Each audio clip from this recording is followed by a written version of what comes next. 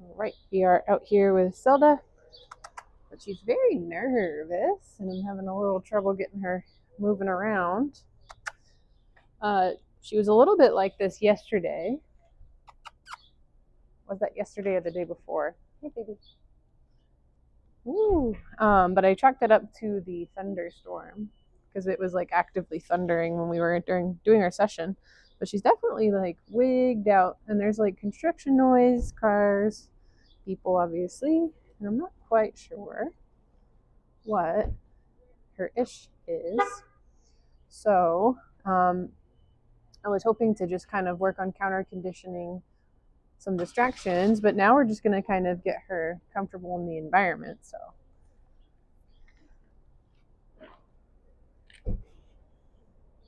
obviously, if I can get her to take food, that's really good, but she's kind of like not super interested in taking it. There we go. Good girl. Good job. Good girl. Nice. All right, if she gets like two, yeah, car right there. Hello. So this is definitely something we're going to have to work on. So I would say for homework for her is getting her out into spaces like this. I'm not sure if this is uh, not uncharacteristic of her. I kind of imagined her being a little bit more confident out and about in public. So the fact that she's kind of, oop, don't eat poop off the floor. It's bird poop. I'm gonna kind of hang on to her while these bikes go by.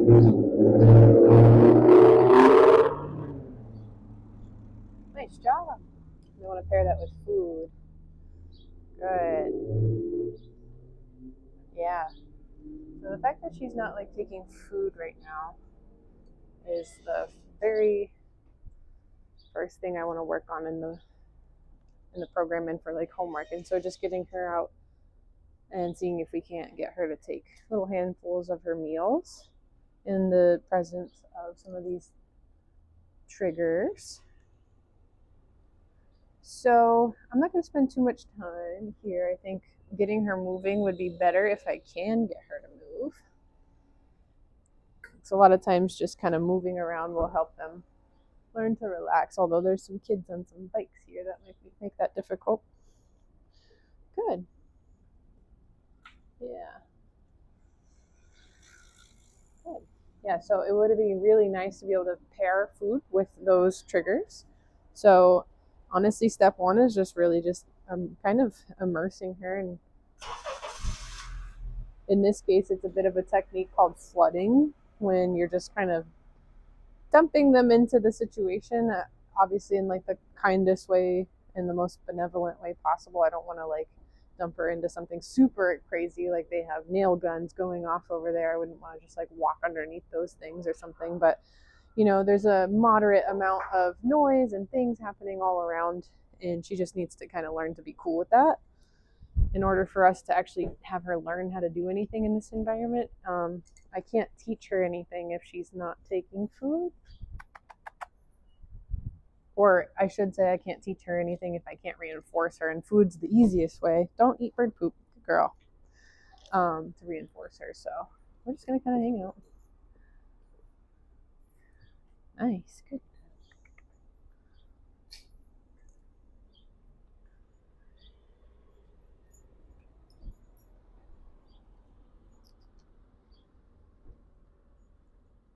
I'll have to go back. I thought we did some stuff out here when she did her puppy program, but I wonder if we didn't do enough stuff out and about. You clearly need work on getting out of your shell, huh? So these bikes are coming back, so that's okay. Good. So ideally, I kind of want to pair the moment where she's like kind of seeing and noticing stuff with food. Good. Good job. We're not gonna move forward. Good. She seems to take it off the food a little bit better, so maybe I can just dump it on the floor. So,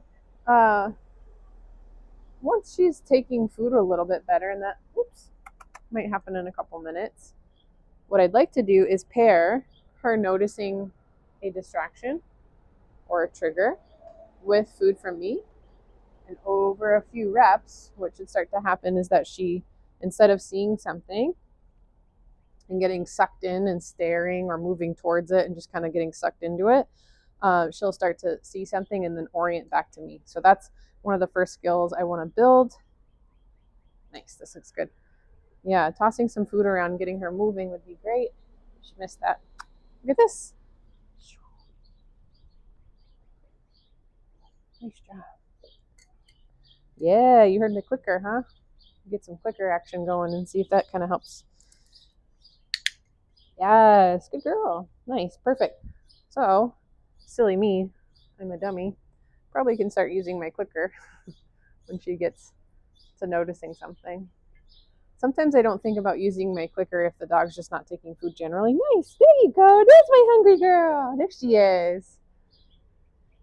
Just because I don't want to click too many times and not have the dog respond by taking food. I don't want to click, have too many repetitions of clicking and not having the dog take food.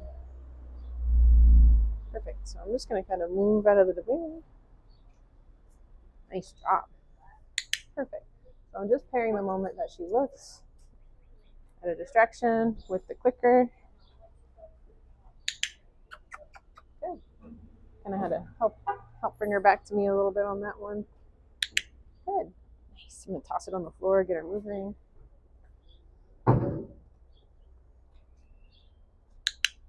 Good. There we go. Now we're getting somewhere. Good girl. Very good. So this is what I want to see. I want to see that she's not got her back turned to me. She's looking at me. Good girl. Nice.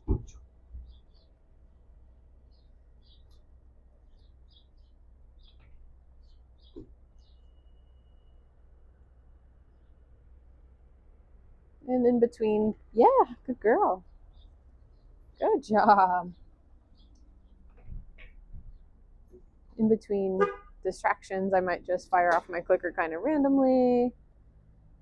And I'm definitely gonna good mark her anytime she's checking in with me because we want to promote that. Good job. Nice.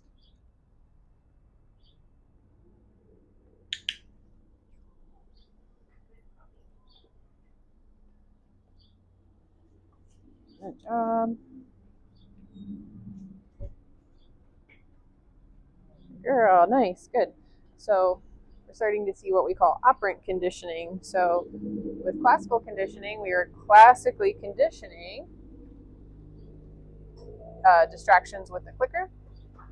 With operant conditioning, we're getting the reaction we want to make. So she's doing a lot of look. Help her out here because this person's kind of close. Hello, good job.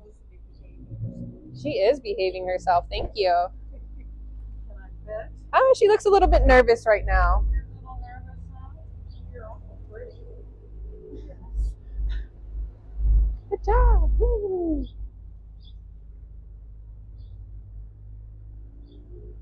Yeah, so I just wanted to advocate for her a little bit there. I know Zelda's a super friendly dog, but I would much rather pass on having someone say hi if my dog isn't like into it, for sure. And that's like the best thing you can do because we're never going to put her in a situation where she's uncomfortable and she doesn't want to say hi and then we pressure her into wanting to make space for herself. So that's a super important moment right there. Yeah. It's a lot, huh? Nice. Yay. Good job. Hi. Good job.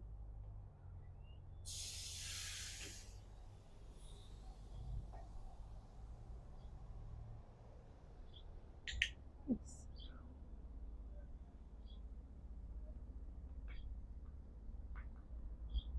Nice. So she really just needs lots of sessions like this. So I think what we'll do is we'll kind of give her a couple more like repetitions here, and I'm gonna go do something fun with her, give her a little break. We'll go play with friends. Good.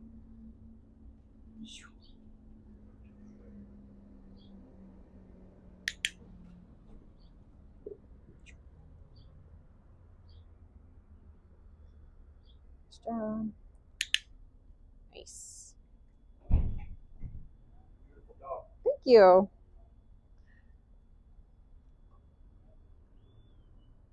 Good girl. And so the next time we come here, she'll probably decompress a lot faster. Oh, good girl. And this should start to kind of be fun game. Good girl. Oh, big scary truck. Good job. Good job. Oops, sorry, I dropped that on your nose. Good. All right.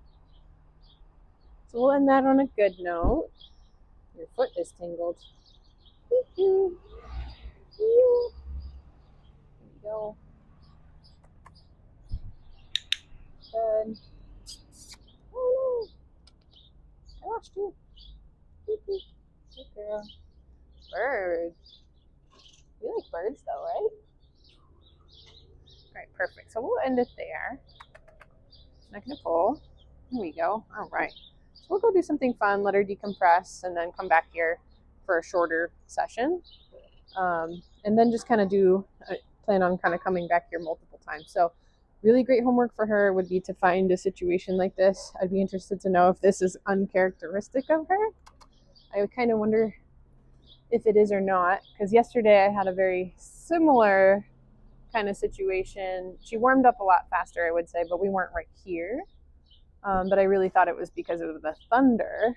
But it does look like, the amount of traffic and vehicle noise and the amount of strangers might be like a lot of layers of distraction for her. So we definitely want to make sure that we're getting her exposed positively to those things and getting her kind of used to that and being able to work through that. So good job, Zelda. Come here, girlfriend. Good girl.